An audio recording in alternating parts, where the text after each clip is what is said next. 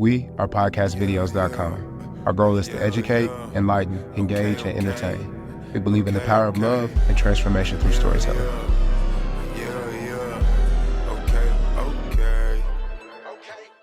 Ladies and boys and girls, you are live with Bang of podcastvideos.com. This is Story Scaling. To my left, I'm Bob. Parker. Nathan.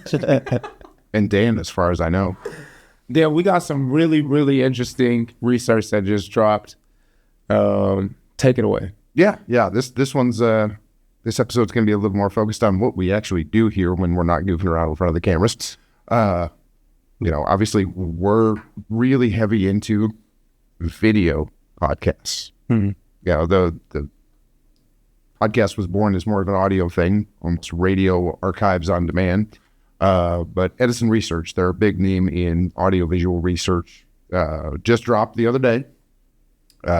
Some news that basically they took our business model and said, hey, it works. They said 79% of the people listening to podcasts are choosing a video podcast. 79? Mm-hmm.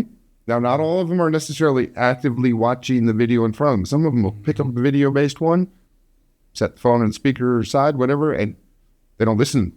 They're listening, but they're not watching. Yeah. But they're still consuming the video. Yeah.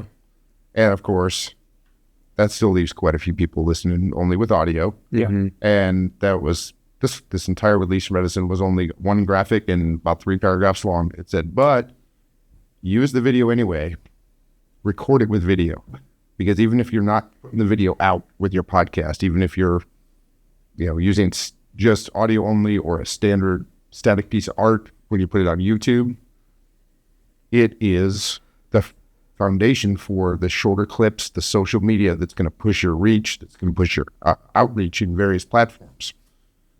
It's like, wow, I couldn't have written that better myself. In fact, that sounds like the way I would phrase it, because that's exactly what we've been trying to tell everyone. Right? Turns out we were right, guys. Yeah.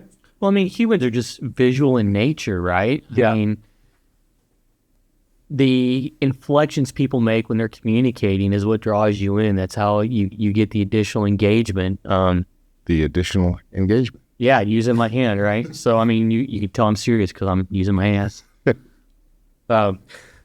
it just the way humans relate to each other is through visual connections. It's, if you look at it from a societal standpoint, I mean, the platforms that people are using are telling you that video is the key, right? I mean, Instagram, YouTube, Facebook, everything is going to videos, shorts, reels. But on the corporate level as well, we're in a period right now where it's all about coming back to the office, and they're doing that because of the personal relationships that you build through that face-to-face communication, not just being on a phone or being at the end of an email. Yeah. So it's our time, if you pay attention to what's going on, is supporting all this as well. Yep. Yeah. I mean, that's one of my biggest things, doing sales and business development with people is when we get them in, what's the value of doing this? Yes, there are, it's in our name, podcast videos, like at our core, it's podcasting, but in reality, it's audio, video content, and if say you own a company, cool. What's your company do? Oh, well, I'm in construction, for example. Okay. Well, there's 30 construction companies, probably way more in Northwest Arkansas. What sets you apart from all of them? Well, these are our portfolio. That's cool. Like, oh, it's on your website. Neat. But I may not really dig into that, or doesn't really tell me about who you are. So there's the ways that you can utilize, this particular space, audio, video content as a whole is, when you really get down into the nails of it, it's, you've got a company, this is what you do, you've got a little About Us page, very cool. But I would rather watch a 10 or 15 minute video of you and your leadership team or your ownership team, whatever it looks like, talking about what you do. Because now, if I'm a potential customer of yours, I can now see who you are. I know what you sound like. I know what your mannerisms are. And you've instantly, like you just mentioned, you kind of created that familiarity already. Well, it helps to build trust. Yeah, absolutely does. Yep. Yeah, I imagine if a picture is 1,000 words, then the video has to be 1,000,000. Oh, yeah. And it's just like, I wouldn't have known that, in this short time, that research would be so staggering. Like 80% of people are watching it, even if it was passively. Yeah, like some of them are just turning on the video on their phone, setting it down. They're not looking at the video at all. Yeah. YouTube, we were just looking at this earlier. YouTube actually can set up one that just has a static piece of art. Yep. And you're essentially using YouTube as a distribution channel for audio as well as for video. Yep. And that just really plays into, you know, the marketing side of things. Everybody wants to, if it's for a personal podcast, obviously you want to market it, get it out there. You want to get more people to listen to it.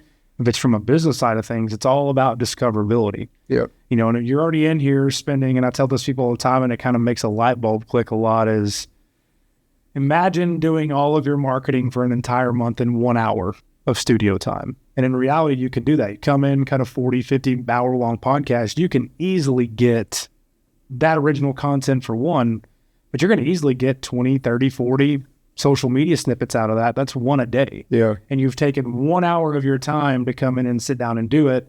And you now have a post a day going out on socials. Yeah. And it's just like that ROI is incredible. Instead of going out and getting a graphic and doing this and doing that, now you can kind of streamline all of that. You can still do all that other stuff as well.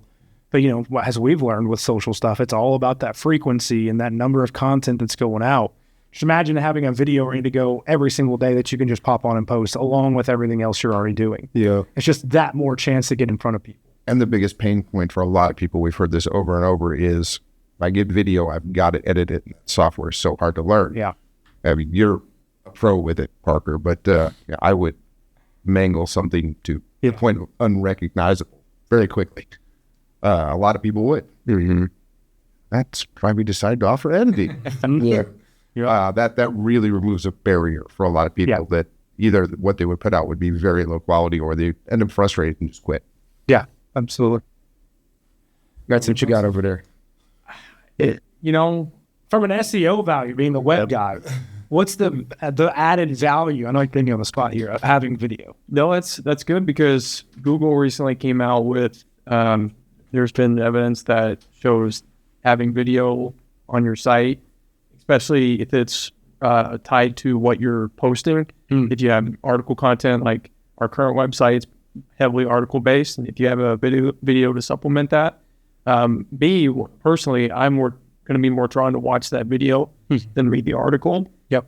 But if you have that video content, then Google's going to suggest your content more, and that shows the importance of video on a website. Yeah. I put a short piece up on podcastvideos.com about this research, and of course I ended it with a little bit of a musical. We're not the first people to try something new with video, and MTV back in the day decided music videos on TV would be a good idea. So I linked to, Bob might be the only one old enough to know this, what's the song? The very first one they ever played. Oh, I'm not that old, man.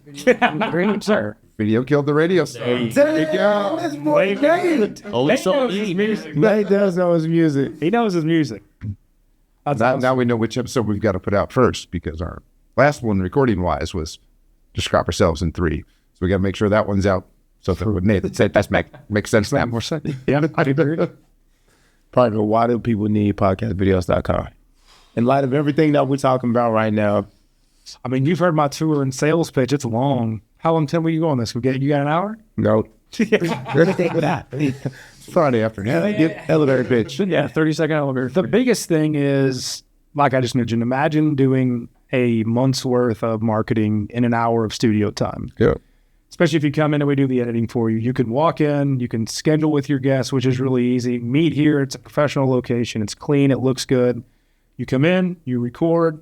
We take care of all your editing 48, 72 hours later, and it's ready to go. I mean, it's as simple as that. So, you know, if you really sacrifice, call it 2 hours of your time, you can get a month's worth of content for your socials and marketing and everything else moving forward in that short amount of time. Fire content. Oh, yeah, absolutely. I mean, it depends on your content that you're talking about. But I mean, Wait, we're supposed to light their content on fire? It's already on fire. When they come here, it's already on fire, baby. we might get in trouble with the fire marshal, but we'd give it a shot. Man, but it's that, and then it's just it's thinking outside the box of how to use it. I mean, if you're a company, you've got training videos you can do that you can use instead of sending a long company email. Okay, cool. All your employees might read it, or you might go over it in a meeting, but come in and cut a video out of it. Hey guys, watch this 20-minute video. Doing some stuff with universities, add it to your curriculum if you're a professor. How kids are these days, especially even us. I mean, we're not even, really near college age, except for Nathan. But in reality, if you've made me do a 20-minute read on something, but if you give me a little 15, 20-minute video, I'm going to breeze through that pretty quick. That's no big deal. So there's so many ways that you can use it, training videos, course curriculum, social birthdays, all that kind of stuff. People use it because it's just interesting conversations, but then it's just evergreen content. Like it's never going to, where did I save that Google Doc at? Oh, it's on my YouTube page. There it is right there.